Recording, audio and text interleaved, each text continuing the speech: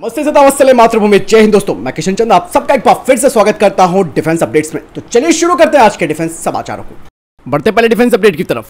Hindustan aeronautics limited भारतीय वायुसेना के सुखोई 30 MKI विमानों के लिए बड़े अपग्रेड करने की तैयारी शुरू कर चुका है, जिसके तहत इस फाइटर जेट को और ज्यादा मॉडर्नाइज किया जाएगा और सुखोई 30 MKI फ्लीट में कई तरीके के महत्वपूर्ण अपग्रेडेशन किए जाने हैं, जिसमें कि इसमें नई पीढ़ी के टच वाइड स्क्रीन डिस्प्ले के साथ एक संशोधित कॉकपिट होगा। इसके अलावा स्वदेशी आईएसआर रडार इसमें लगाया जाएगा। अपग्रेडेड मिशन कंट्रोल कंप्यूटर इसमें लगे होंगे।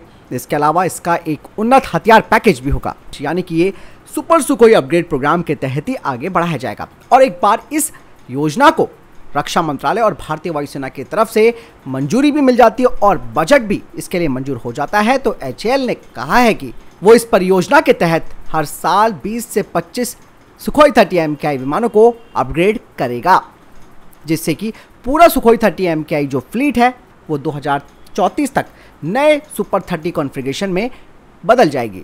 और ये जो अपग्रेड किए जाएंगे इन फाइटर जेट्स में, उन्हें फाइनल कैसे करना है, इसके लिए HAL ने बैंगलोर में 2 फ्लाइंग टेस्ट बेड तैनात करने की योजना बनाई है। यानी कि इन टेस्ट बेड्स में जो ज़रूरी परीक्षण है वो किए जाएंगे और ये जो अपग्रेडेशन किए जाएंगे इन फाइटर जेट्स में, वो इस फाइटर जेट यानी कि सुखोई 30 MKI को और ज़्यादा घातक बना देगा मॉडर्न वॉरफेयर सिनेरियो को देखते हुए।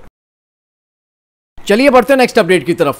दोस्तों, एयरबस ने भारत को अपने A400 एटलस की पेशकश की है। दरअसल दोस्तों, आप सब जानते हैं कि इंडियन एयरफोर्स ने एक रिक्वेस्ट फॉर इंफॉर्मेशन जारी किया था मीडियम ट्रांसपोर्ट एयरक्राफ्ट की ज़रूरतों को लेकर, और अब इसमें एयरबस ने अपने A400M एटलस, जो कि एक वर्सेटाइल ट्रांसपोर्ट एयरक्राफ्ट है, उसकी पेशकश की है।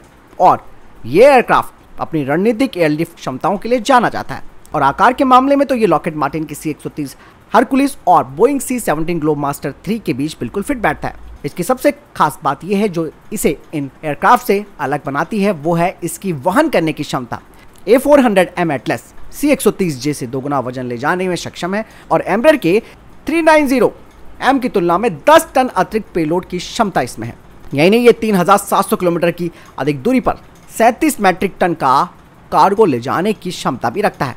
और A400M एटलस में वाहनों और हेलीकॉप्टर सहित बड़े आकार वाले जो कार्गोज होते हैं उन्हें ले जाने में भी ये सक्षम है। हालांकि दोस्तों, यहाँ पर इंडियन एयरफोर्स का जो MTA टेंडर है उसके तहत 18 से 30 टन की कार्गो क्षमता जो है वो निर्धारित की गई है और यहाँ पर A400 एटलस भारतीय वायुसेना के टेंडर से अधिक भार ले जा सकता है। और एयरबस ने अपने इस A400 को AN-32 के सीधे प्रतिस्थापन के रूप में नहीं, बल्कि 40 टन से अधिक के पेलोड संभालने वाले सक्षम IL-76 के रिप्लेसमेंट के रूप में से पेश किया है, क्योंकि भारतीय वायुसेना के पास जो IL-76 ट्रांसपोर्ट फ्लीट है उसे लगातार कई तरीके की चुनौतियों का सामना करना पड़ रहा है, खासकर कि रशिया की तरफ से इसके जो पुर्जे हैं, इसके अलावा इसकी बहुत ज़रूरी जो कंपोनेंट्स हैं वो नहीं मिल पा रहे हैं। इसकी सप्लाई चेन गड़बड़ाई हुई है और 2030 के बाद भारतीय वायुसेना के IL-76 बेड़ों पर एक बड़ा संकट भी गहराता हुआ नजर आ रहा है। ऐसे में एयरबस ने अपने A400M की जो पेशकश की है वो इन विमानों से बदलने के लिए, यानी कि IL-76 विमानों से बदलने के लिए की है। बढ़ते हैं अगले डिफेंस अपडेट की तरफ। दोस्तों, भारत का जो लाइट टैंक प्रोजेक्ट जोरावर है उसे फिर से देरी का सामना करना पड़ रहा है। ऐसे में कयास ये लगाए जा रहे हैं कि 2024 में इसको लॉन्च किया जा सकता है। और इस प्रोग्राम की देरी की सबसे बड़ी वजह यह है कि जो ज़रूरी उपकरण हम इन विदेशियों से खरीदते हैं उन्हें खरीदने में कई तरीके की चुनौतियों का सामना करना पड़ रहा है। जो डिफेंस सोर्सेस हैं वो ये कह रहे हैं कि इस प्रोजेक्ट में देरी का सबसे बड़ा कारण यह है कि इन टैंकों के निर्माण के लिए जो ज़रूरी कंपोनेंट्स हैं उनकी आपूर्ति करने में कुछ विदेशी देशों की असमर्थता है, जिसकी वजह से वो इसके कंपोनेंट्स को नहीं भेज पा रहे हैं। क्योंकि इस टैंक में विदेशी आपूर्ति वाले इलेक्ट्रिकल कंपोनेंट्स और इसके इंजनों को काफ़ी महत्वपूर्ण माना जा रहा है, जिन्हें कि आयात किया जाता है। और यही नहीं, इसके पहले इसमें यह कहा गया था कि जर्मन MTU इंजन की जगह इसमें अमेरिकन कम्युनिस्ट इंजन लगाया जाएगा। उसकी वजह से भी इस प्रोजेक्ट को देरी का सामना करना पड़ा। और जोरावर लाइट टैंक का जो वजन है वो 25 टन का होगा और ये टैंक न केवल हल्का होगा बल्कि फुर्तीला प्लेटफॉर्म भी होगा, जिसमें कि एक जबरदस्त मारक क्षमता, सुरक्षा, निगरानी और कम्युनिकेशन क्षमताएं होंगी। हालांकि भारत को दोस्तों इस तरीके के डिले से बचने के लिए अपनी प्राइवेट सेक्टर की कंपनियों को इन्वॉल्व करके जो चीज़ें हम इंपोर्ट कर रहे हैं, खासकर कि इलेक्ट्रॉनिक्स, इलेक्ट्रिकल कंपोनेंट्स और इंजन, इन्हें देश में ही तैयार किया जाना चाहिए, क्योंकि इसका असर दोस्तों भविष्य में भी पड़ सकता है। अगर वहाँ से फिर से सप्लाई चेन में कोई गड़बड़ी होती है तो इन टैंकों का हाल भी बेहाल हो सकता है। बढ़ते नेक्स्ट अपडेट की तरफ। दोस्तों, HAL ने सुखोई 30 एयरक्राफ्ट का मॉडिफिकेशन चालू किया है जिसके तहत इस फाइटर जेट से Rudram 3 air launch quasi ballistic missile का कैपेटिव ट्रायल किया जाएगा, जिसकी हाइपरसोनिक टर्मिनल स्टेज होगी। और जिस Su-30 एयरक्राफ्ट का मॉडिफिकेशन किया गया है, उसी एयरक्राफ्ट से पहले अस्त्रा mark 1 missile, Rudram 1 missile, Rudram 2 missile का परीक्षण किया गया। और रुद्रम 3 मिसाइल की अगर बात करें तो इसकी जो रेंज है वो 550 किलोमीटर है। और कहा यह जा रहा है कि 20 मिसाइलों का फैब्रिकेशन चल रहा है, जिनका इस्तेमाल डेवलपमेंटल ट्रायल्स के लिए किया जाएगा। यानी कि रुद्रम 3 भी अब जल्द ही भारतीय वायुसेना के शस्त्रागार में एक नया हथियार होगी। बढ़ते नेक्स्ट अपडेट की तरफ। Al Tariq long range precision guided munition, जिसे कि यूए की फर्म एज ग्रुप ने तैयार किया है, अब इसके परीक्षण HAL के द्वारा अधिकृत किए गए फाइटर जेट से टेस्ट किए जाएंगे 2024 से। एज ग्रुप ने भारत डायनामिक्स लिमिटेड के साथ कोलैबोरेशन किया है इस 150 किलोमीटर रेंज वाले अल्तारिक को तैयार करने के लिए, जो कि कई सीकर ऑप्शन के साथ आती है और ये मॉडर्न वॉरफेयर सिनेरियो की सभी जरूरतों को पूरा करती है। और इससे हम दुश्मनों के हाई प्रायोरिटी वाले टारगेट्स, जिसमें कि फिक्स्ड और मूविंग टारगेट्स हैं, इनके जरिए उन्हें खत्म कर सकते हैं। चलिए बढ़ते हैं नेक्स्ट अपडेट की तरफ। दोस्तों, छत्रपति शिवाजी महाराज के द्वारा इस्तेमाल किए गए बाघ के पंजे के आकार के खंजर, जिसे कि वाघ नख कहा जाता है, उसे अब भारत लाया जाएगा।